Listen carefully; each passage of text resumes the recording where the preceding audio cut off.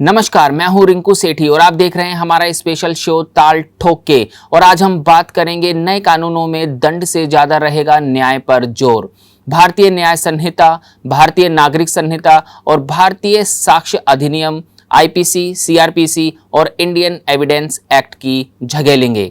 अमित शाह ने कहा कि पुराने कानूनों में सुधार के लिए आपराधिक न्याय प्रणाली को बदल देंगे, दंड के बजाय न्याय पर जोर रहेगा।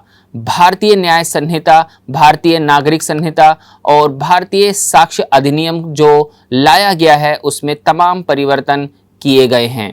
आईपीसी में मौजूदा समय में कुल 511 धाराएं हैं। मोटे तौर पर मैं बताना चाहूँगा कि आईपीसी जो हमने पढ़ा है और जो कानून की किताब में है, जो चलन में है, उसमें बहुत सारे सेक्शन हैं जो लोगों की उंगलियों पर रटे हुए हैं। जैसे कि 420 धोखाधड़ी के लिए बोलते हैं, 376 रेप के लिए, 302 मर्डर के केस में, सब उस बारे में जानते हैं। जैसे कि धरना प्रदर्शन या फिर जो दंगा फसाद का मामला है उसमें 147, 148, 149 ये सेक्शन लगते हैं। उसी तरीके से निषेधाज्ञा के उल्लंघन पर सेक्शन 188 है। फॉर्जरी के लिए 468, 471 सेक्शन हैं जो सबको पता है। वो पूरी की पूरी जो धारा है उसका सीक्वेंस बदल गया है। अब अगर हम भारतीय न्याय संहिता की बात करें तो उसमें अगर पुरानी धारा में ढूंढेंगे तो यहाँ कुछ और मिलेगा। यहाँ पर जो प्राइवेट डिफेंस है उसको 34 से लेकर 44 तक वर्णित किया गया है, जबकि मौजूदा आईपीसी है उसमें धारा 100 के आसपास ही सब सेक्शन हुआ करता है। उसी तरीके से महिलाओं के खिलाफ जो अपराध है उसको एक अलग सेगमेंट में बांट दिया गया है। उसी तरीके से शादी से रिलेटेड जो अपराध है उसको एक अलग सेगमेंट दिया गया है। रेप से रिलेटेड सेगमेंट भी अलग रखा गया है। इसी तरीके से जो शारीरिक नुकसान पहुंचाने से संबंधित जो अपराध है, जैसे कि मर्डर, मॉब लिंचिंग हुई, तो इनको अलग सेगमेंट में रखा गया है। आईपीसी में सबसे पहले 499 और 500 होता था, अब 354 में उसे परिभाषित किया गया है। उसी तरीके से भारतीय नागरिक संहिता के तमाम काफ़ी अहम बिंदु हैं, उसको अगर हम बताना चाहें तो उसमें भी काफ़ी कुछ बदलाव किया गया है। कहा गया है कि जो एफआईआर है उसमें 90 दिनों के अंदर चार्जशीट होना अनिवार्य होगा। वो एक बार 90 दिन की अवधि और 90 दिन के लिए बढ़ाई जा सकती है।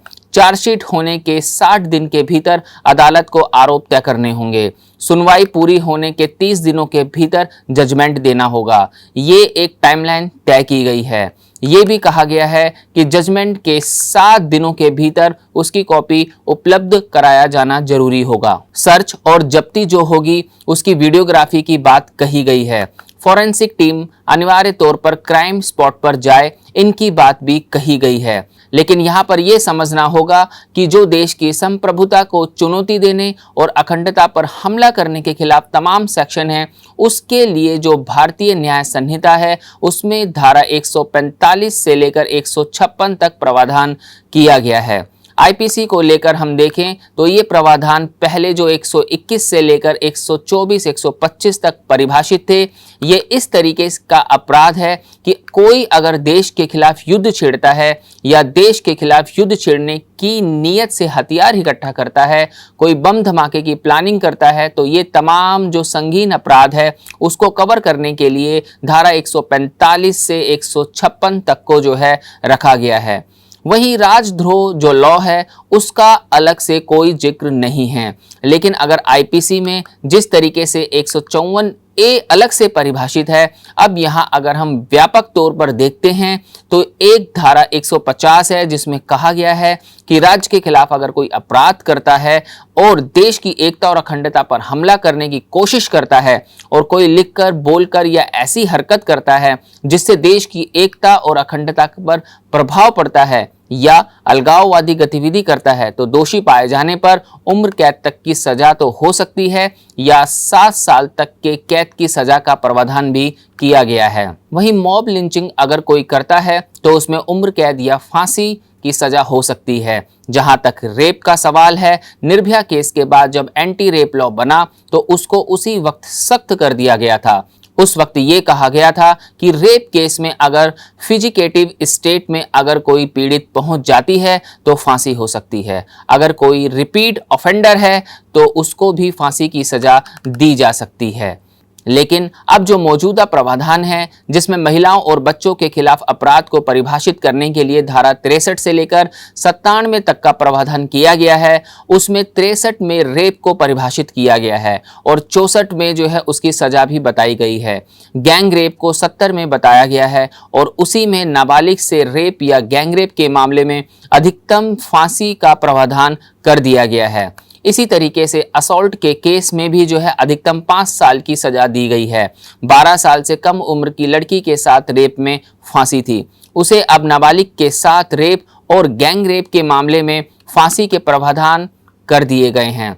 जाहिर सी बात है कि मौजूदा कानून में उसको काफ़ी विस्तार दे दिया गया है। वहीं जो सहमति से अप्राकृतिक संबंध है वो अपराध के दायरे से पहले से बाहर था, फिर भी आईपीसी में 377 बना हुआ है। उसमें यह है कि अगर कोई पुरुष की मर्जी के खिलाफ जबरन अप्राकृतिक संबंध बनाता है या कोई किसी पशु के साथ अप्राकृतिक संबंध बनाता है तो वो 377 का मुकदमा बनता है। अब इस सेक्शन को महिलाओं के संदर्भ में देखते हैं तो जो मौजूदा रेप का प्रावधान है उसमें यह कहा गया है कि महिलाओं के साथ जो जबरन यौन संबंध या प्राकृतिक संबंध दोनों ही सूरत में रेप के मामले बनेंगे। जो नाबालिग बच्चे हैं उनके साथ अगर किसी भी तरह का सेक्सुअल ऑफेंस किया जाता है तो वो पॉक्सो में और रेप में कवर होता है। जाहिर सी बात है कि आने वाले दिनों में भी अभी जो ट्रायल चल रहे हैं या जो अभी मुकदमा दर्ज है तो मौजूदा कानून के तहत ही उसका निपटारा होगा। लेकिन जब नया कानून बन जाएगा उसके बाद जो अपराध घटित होगा उसको नए कानून के हिसाब से बुक किया जाएगा और नए कानून के हिसाब से नए मामले में ट्रायल चलेगा। लेकिन पुराने मामले में जो अभी भी मौजूदा एग्जिस्टिंग कानून है उसी के तहत ट्रायल भी चलेगा और उसी के तहत इन्वेस्टिगेशन भी होगा। नए विधेयक में रेप के मामलों में सजा बढ़ाई गई है। पहले न्यूनतम सजा 7 साल कैद थी, अब इसे बढ़ाकर जो है 10 साल कर दिया गया है। नाबालिग के साथ बलात्कार के मामले में नया कानून बनाया गया है। इसमें नाबालिग के साथ रेप की सजा को बढ़ाकर 20 साल कर दिया गया है। यह आजीवन कारावास की सजा है। रेप के कानून में एक नया प्रावधान भी शामिल किया गया है जिसके मुताबिक विरोध ना करने का मतलब सहमति नहीं है। गलत पहचान बताकर यौन संबंध बनाना भी अपराध की श्रेणी में आएगा। नए कानून के तहत नाबालिग से गैंग रेप पर मौत की सजा का प्रावधान किया गया है। इसके लिए लंबे समय से मांग होती आई है। रेप पीड़ितों की पहचान को छिपाने के लिए भी नया कानून बनाया गया है। अप्राकृतिक यौन अपराध धारा 377 को पूरी तरह से समाप्त कर दिया गया है, यानी कि अब पुरुषों को यौन उत्पीड़न से बचाने के लिए अब कोई कानून नहीं है। कुछ इसी तरीके के मुद्दों के साथ अगले सोमवार शाम 8 बजे आपसे फिर होगी मुलाकात सिर्फ ताल ठोके में। बस अभी 12th खत्म हुई थी और अब आधे से ज्यादा टाइम ये सोचकर निकाल देते हो कि which career to choose. Well in that case I got you covered. ये वीडियो एंड तक देखना, क्या पता I will just make up your mind. You must have thought of कोई बस ऐसा कोर्स मिल जाए जहाँ अनलिमिटेड जॉब ऑप्शन हो, क्योंकि मैं भी यही सोचती थी, जैसे कि journalist, news anchor, radio jockey, screen writer, video editor, event manager, graphic designer, सिनेमैट, photographer, director, public relation officer, entrepreneur. In fact इन सबसे भी ज्यादा जॉब ऑप्शंस चाहिए। तो just choose BAJMC as your career. BAJMC is not just about theory but plenty of practical knowledge too. BAJMC as a course आपको provide करता है world की better understanding, meeting और working with people of top notch industry। और सिर्फ यही नहीं, BAJMC as a course आपको help करता है to grow personally and professionally too. So what are you waiting for? Choose BAJMC क्योंकि इधर आपको मिलेंगी endless possibilities।